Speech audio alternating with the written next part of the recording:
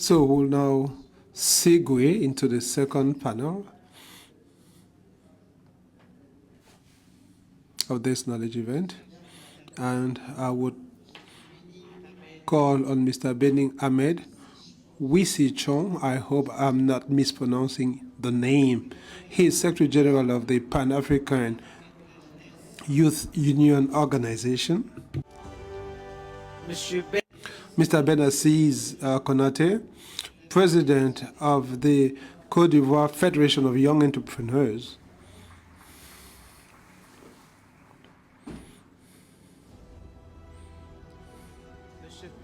Mr. Paulo Gomes, Managing Director of Orango Investment Corporation, Chairman of the Advisory Board of the African and Southeast Asian Chamber of Commerce. Is he here? Please come forward. And lastly, Mr. Jide Okeke, Director of Regional Programs, Regional Bureau for Africa, United Nations Development Program, UNDP.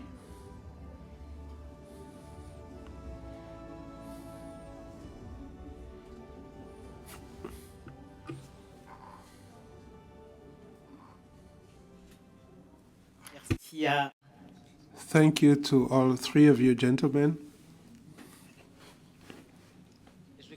Let me start off with a general question to all panelists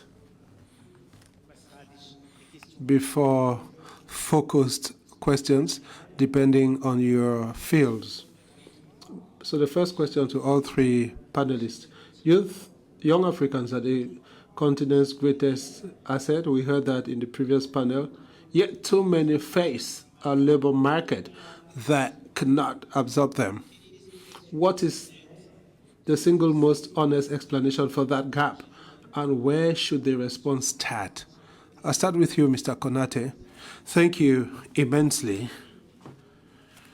I believe that young Africans are facing a cultural challenge when it comes to entrepreneurship. We are trained to work in offices typically, and as the president of Young Entrepreneurs of Côte d'Ivoire, I am an entrepreneur, and I am among the first persons to say I started poultry with $100, and today we have a large business that has diversified and with a workforce of more than 100 people. And so this is the standard to inspire young Africans to start with little, with what we have, and to be able to succeed.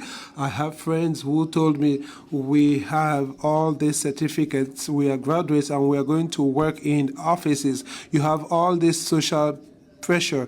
And even my relatives and parents wanted me to follow, that track. And I started off my business. I actually went to get a desk to put in my, in my farm. And I said, what is a desk? What's an office? So we need a shift in mindsets for young Africans.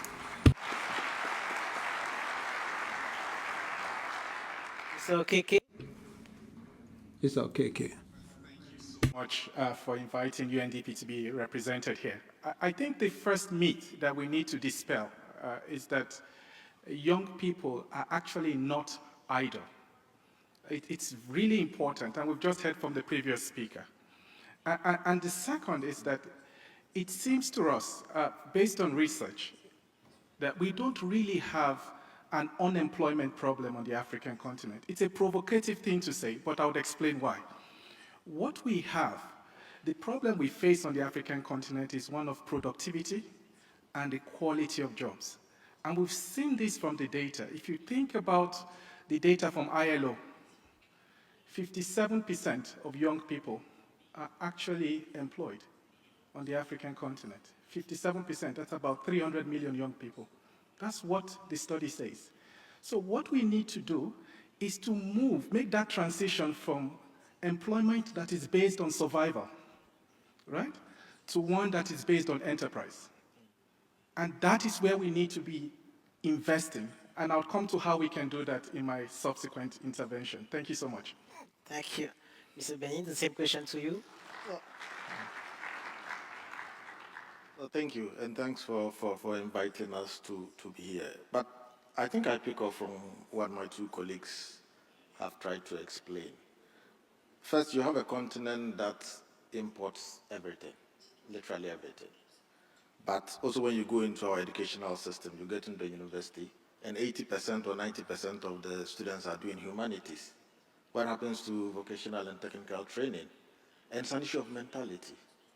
Because we've been taught to think that those at the highest level of the strata in society are not those that produce the everyday equipment that we use. So you go to a community and you find that the gentleman that's producing the saucepans and the coal pots is the lowest on the strata. And the fellow that speaks very fancy English and sitting in the capital city and not contributing productively to the everyday the needs of the society is at the top of the strata. Now, that by itself is a problem. The second point that I want to touch on is what my brother Okeke indicated, that you have a society where you go on the street and a gentleman who is selling phones by the roadside is making about $300 or $400 a day. And then when you interview the fellow says, I'm unemployed. Yet, that same individual makes far more than someone that sits in a conventional office space. So when you pick data, you find that you are categorizing someone who is earning close to $1,000 or $2,000 per month as an unemployed person.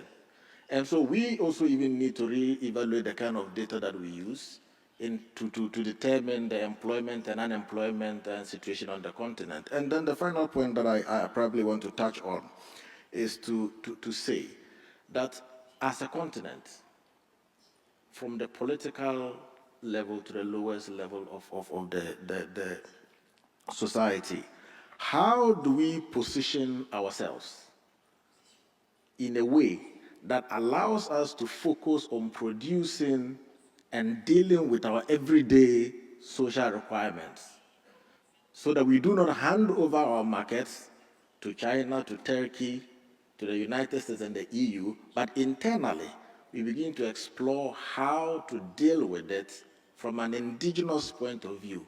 And I think I would leave it at that. Thank you. Mr. Konate. Mr. Konate, what would an enabling environment for the youth look like? And that would be enabling for creating enterprises. First of all, you have to sell the African dream. I believe that several young Africans are not dreaming, and that is the problem. And what is the African dream? Young Africans do not know what money is. That is the truth. They are trained in schools. We have certificates, and once we have a job, that is when we learn how to manage money. That is when we learn how to invest. That is where we learn how to multiply money, so to speak. So when people take out loans, they find it difficult to reimburse because they do not know how it works. So I believe an enabling environment would really be about telling, for instance, our leaders to match training with entrepreneurship. People should not be trained for certificates, but to be skilled. And as an entrepreneur, I have more than 100 persons I am employing, but I know more than enough young people who are graduates but who cannot use a computer. And when I ask them, they say, we learned and we practiced sometimes, but they do not have full access to the tool. And you know that repetition makes perfect, practice makes perfect. And so we have to, mesh education with entrepreneurship, and we need government incubators. And I believe in our various countries we have strong values in schools, and we have to invest in various industries, ISO certified industries, including packaging, so that the youth in universities would have to go for internships in those, government, facilities or public facilities. So it helps them to get some first-hand experience, and also they are able to place their products, and this would help us to train other entrepreneurs.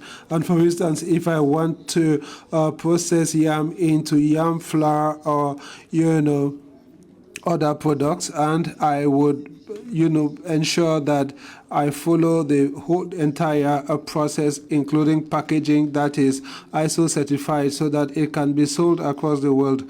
And students should learn this while they are still in school. We talked about credit scores. An entrepreneur, a young student who went all the way to university, should be able to be trusted by the banks. The government cannot do everything, and that trust and faith by the banks should help the youth to be known, to be identified, and it would help them to have jobs. And that is training the future of Africa. And so we have to believe in this person, and their credit score will warrant that they have a loan of up to 1 million, 2 million CFA, or 1, 2, 3, 4, 5 euros, so that they can come together and start small projects or small businesses. Now, in terms of businesses, several businesses close after 5 years of starting the business, but then we let people start businesses, but nobody supervises them. They're left to their own devices. We are the soldiers of our economy, and this is the third world war we are navigating, and it is an economic war, and the youth entrepreneurs are the soldiers. And so when a business is started, it is no longer the ownership of the sponsor of the country. I mean, they should be trained to train on accounting, and the social benefits of protection, and so that if they are not skilled enough to manage that business, it should be put under administration by others.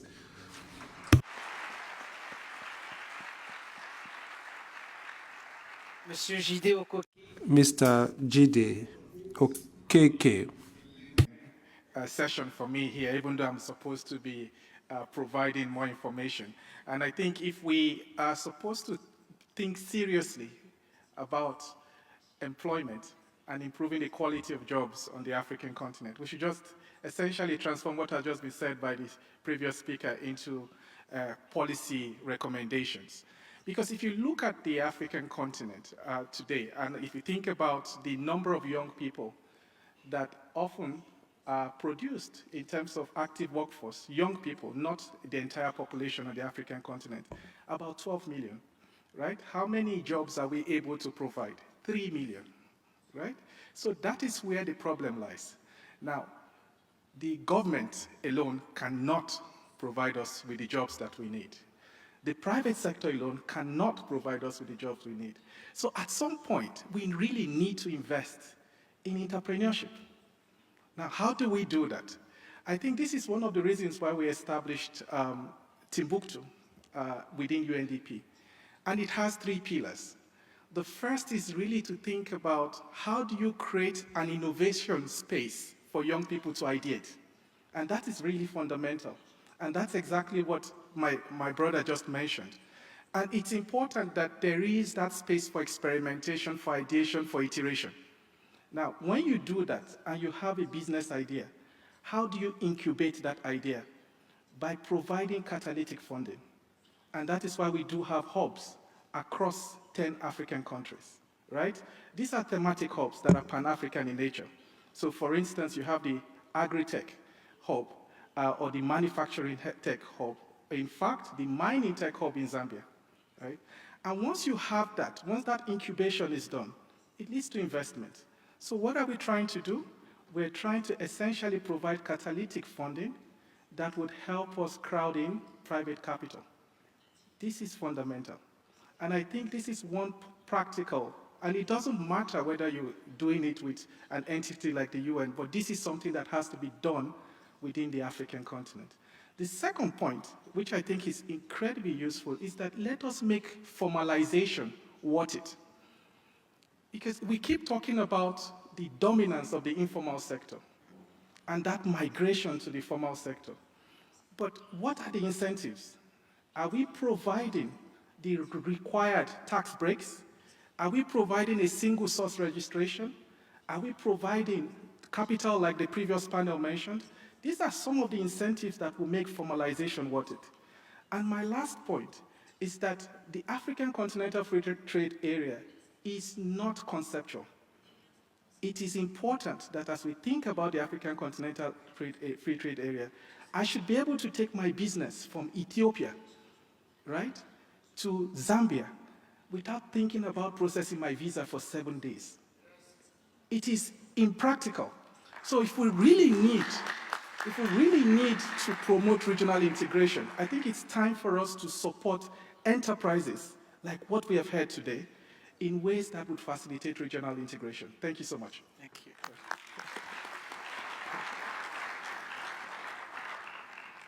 Alors, So, Mr. Bening, what reforms should be undertaken to complete the transition of youth employment toward businesses that support the real economy of a country?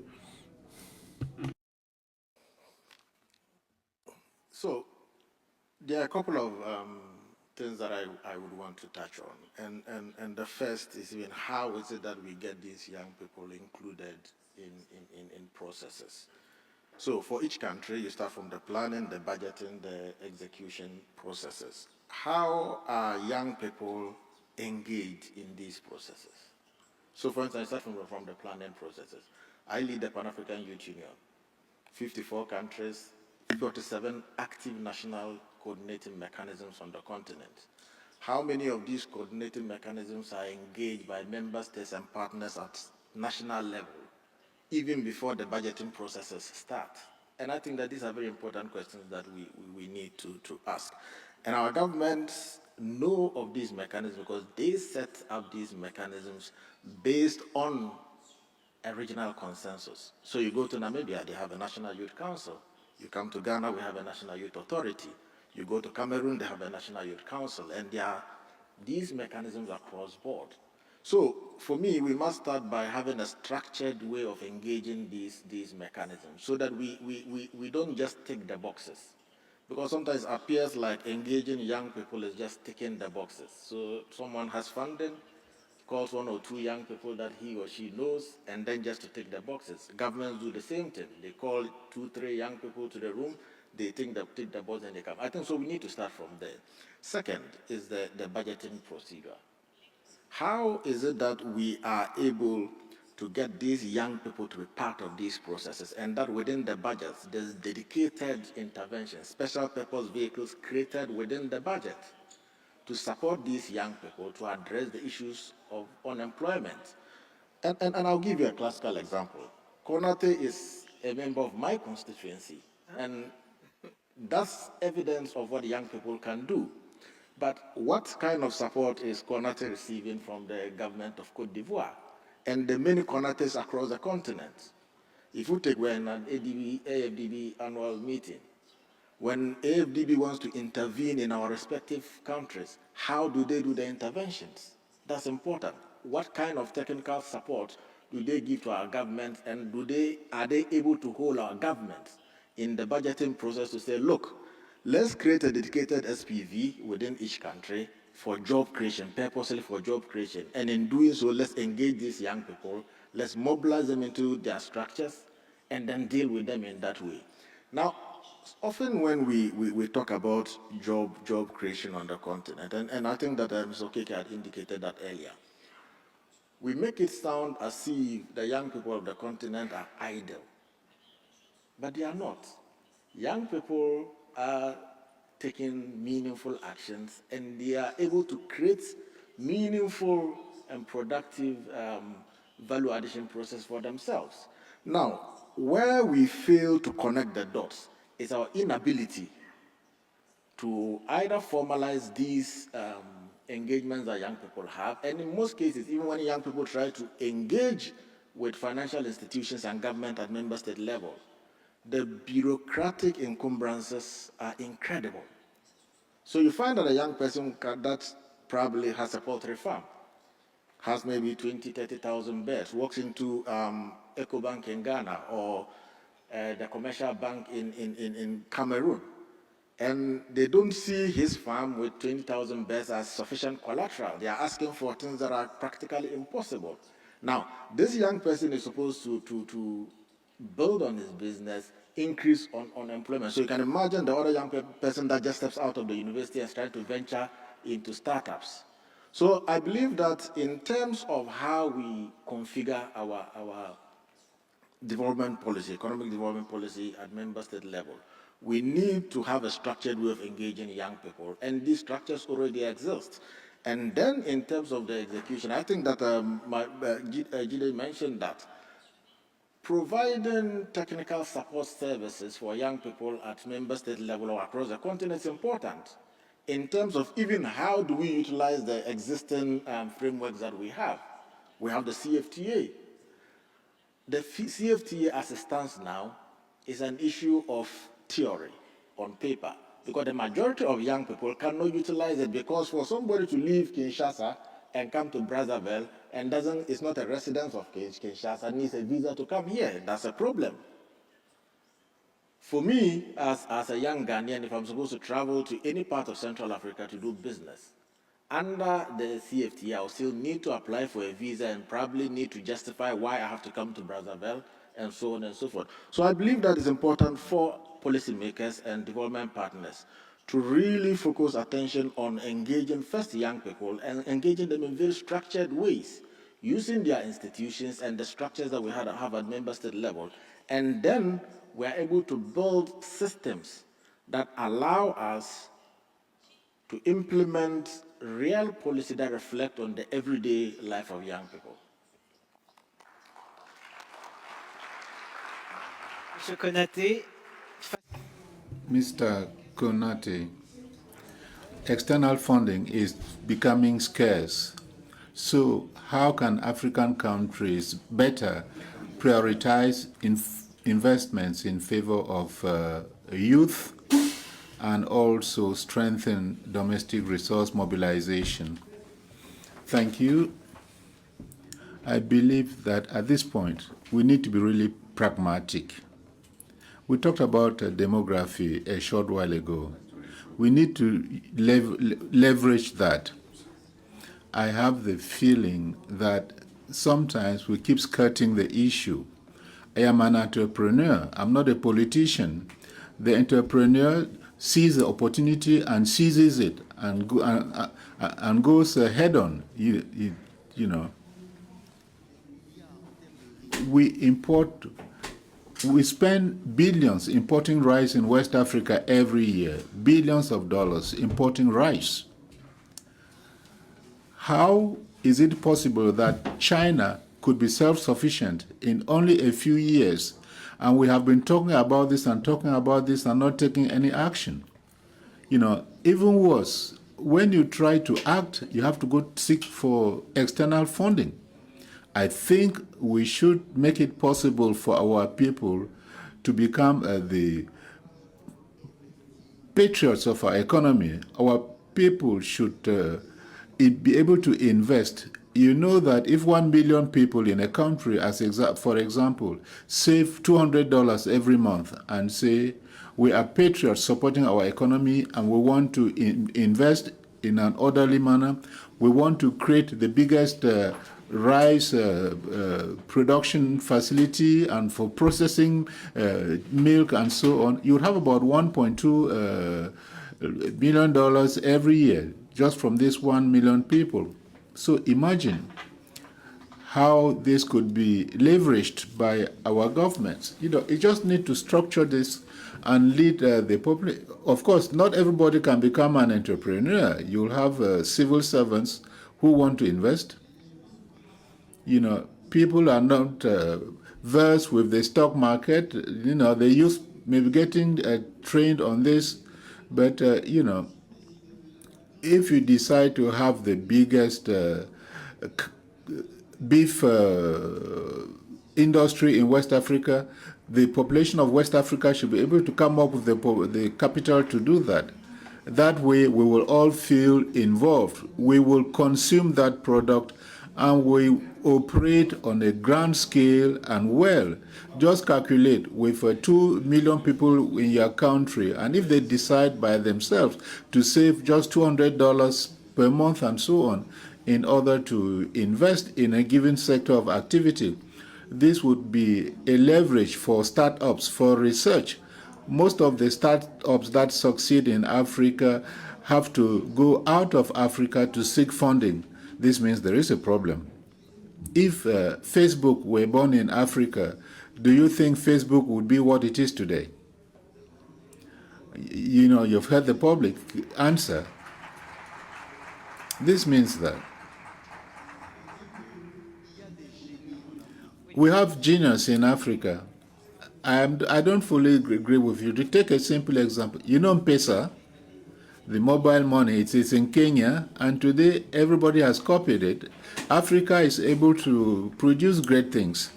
Of course, Africa is capable to do everything. For me, Africa is the future. Development is in has taken place in all continents, and today development has no other choice but to take place in Africa. We have to build new African cities, and we are able to do this. All Africa, we need to start to mobilize these investments ourselves. If we want to build roads, if we want to create plantations, if we want to make things that create wealth, we need to be self-sufficient and take the decision to do this. I would be proud to see that that have invested in real estate operations in my country, that were self-sufficient in rice, in our beef needs, But the professor in the university who knows that he has invested in that company will look at it and believe in it, and people have done this elsewhere. We need to invest in research. There are inventors in Africa who die just like that, and their inventions die with them. You can create. But ask him to manage the accounts, the HR, and so on. That's beyond him. That person knows how to create. So we need to increase our scientific research budgets. How many of our pharmacists today can is it possible for us to get a single medication from our pharmacies based on the medicinal drugs that we have? We import these drugs from elsewhere, so we need to invest and have final products. Thank you.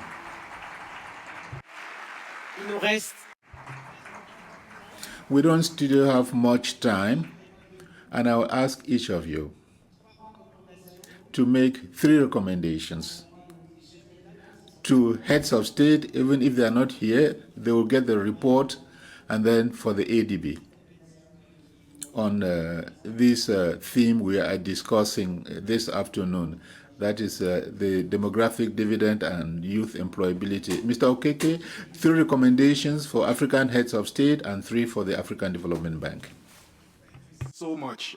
I think before I make those recommendations, I have to actually say that if you're in doubt, it's important to know that the African Youth Agency has been born.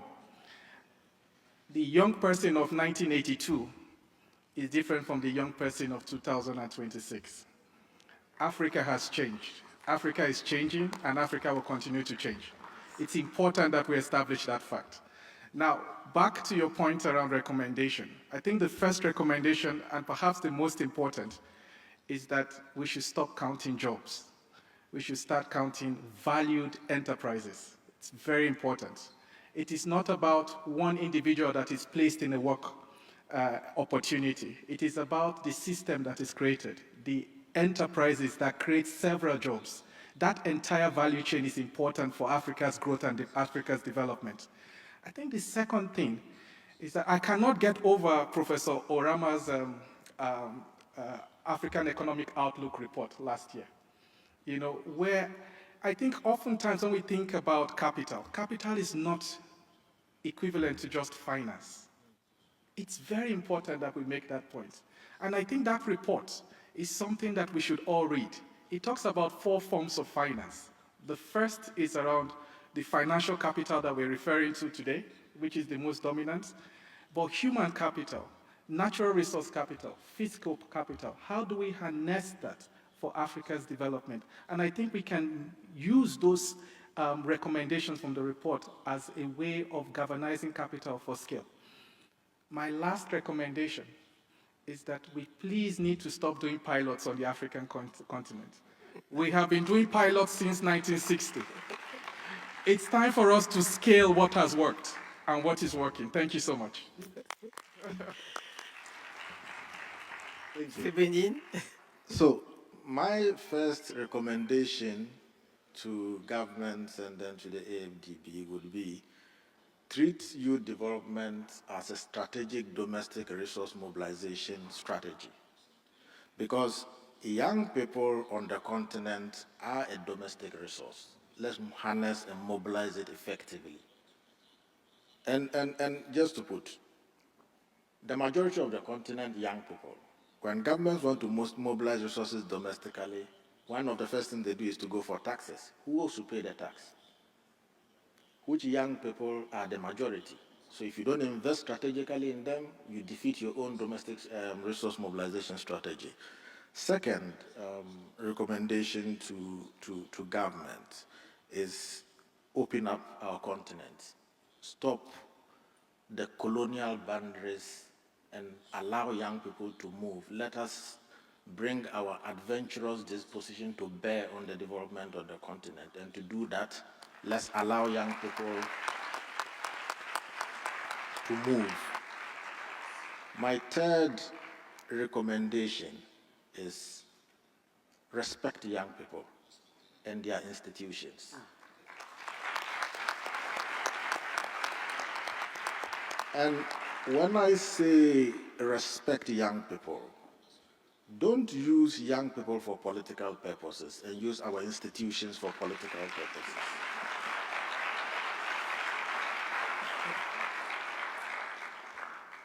Because you go across the continent and the national youth councils are configured in a way that only fulfills the political agenda of governments, either than using them for productive, meaningful national development agenda. You come to the continent, I lead a Pan-African Youth Union, 64 years old, created by member states themselves, has the mandate of coordinating and mobilizing young people across the continent. But the only time member states and presidents are investing in the Pan-African Youth Union is if they have a political agenda to fulfill. So respect young people. And maybe my final recommendation would be to the AFDB. I think that the AFDB itself needs to open up its scope. We understand that you target member states, but who are these member states? The young people in the countries are the member states. They are the countries. They are the states. So if you engage in respective countries and young people don't even know what you are doing, you just meet the ministers of finance at that level and it doesn't trickle down. You throw money at them and at the end of the day we see nothing. We definitely will not appreciate that there's an African Development Bank developing us, because we need a bank that develops young people. And so I hope that AFDB does not fail to invite me next time. Thank you. Pour finir, Monsieur Konaté. Mr. Konate, thank you. I think they have said it all in terms of recommendations. I think they have said the essential points. If I have to say a thing to our leaders, I would tell them to take advantage of this creative energy. He talked about respecting the youth. The youth has potential. They dare, they dream. They don't have any limit. So the government can leverage that to refine and fine-tune our various policies. And then you need to guide our youth. How do you guide our youth? We have a youth that is sometimes left to its own devices. Nobody bothers to know what they are doing on social media. Some states are able to do this, but we need to format our youth. We need to be able to give them some guidance such that we know what they are doing. And, and if we do this, we will get the best out of them. We have competence outside the continent we need to bring back. We have people who have left with skills. They need to come back to work as expatriates, maybe because they are used to that quality of life. And they will be used to train people. As an example, you have the biggest hospitals in the world where you have all kinds of operations, and this is outside Africa. And sometimes our leaders go to these hospitals for treatment. But I believe that we have enough resources to create such hospitals here. But the issue is the skills. What is stopping us from having 5, 10 people who master these leading-edge surgeries and pay them well to come and 5, 10 years, work for 5 years, and then they will train lots of people. We have industries that create machines. To create an industrial Africa, we need machines. Do we know how to fabricate them? What stops us from learning how to do it? And even taking this further, we should be able to protect ourselves. The arms industry is also very important. We tend to neglect it, but it is very important. In which African country do we manufacture drones, arms? This means that if we are not able to produce what we need to protect ourselves, if we are very vulnerable, and then, at the negotiating table, you need to be in a position of strength. Africa has to be united at that level, and the African youth need to understand that you do not run after success. You have to attract it. To attract it, you have to be attractive. And to be attractive, you need to train yourself. You need to be informed. You need to inform yourself.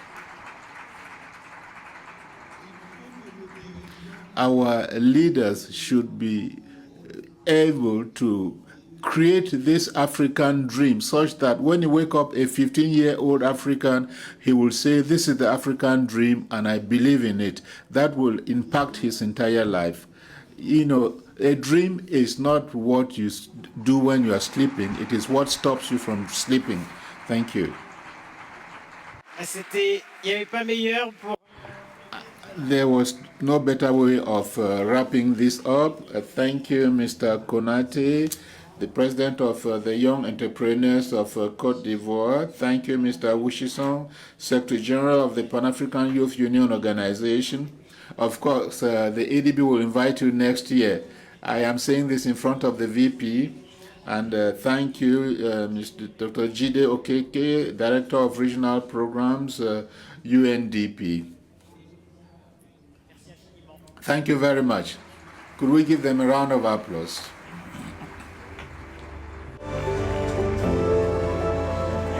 Thank you. Well, you are great. You will be invited.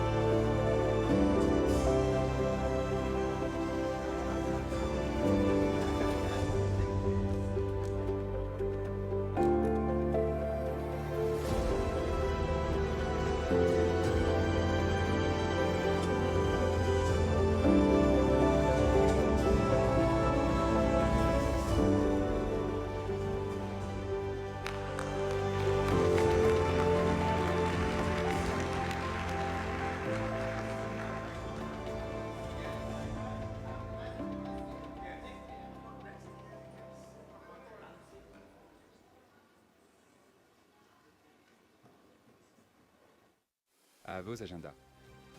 Comment la société civile, la diaspora